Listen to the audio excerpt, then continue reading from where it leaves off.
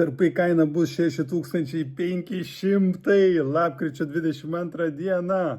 Paskubėkit, nes bus blogai. Praleisti didžiausią galimybę sopą. Žodžiu, šaržuoju. Nėra niekur oficialiai jokios informacijos. Pats XRP yra paskelbęs, kad iki 30 metų galbūt pavyktų perimti iš Swifto 14% visko.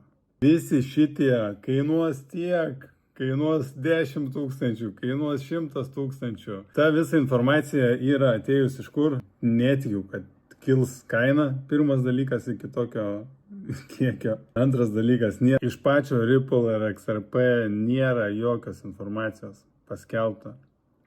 Pilnas internetas tokių trumpų klaidingų video, bet pati XRP ir Ripple nėra nieko paskelbus apie tokį dalyką.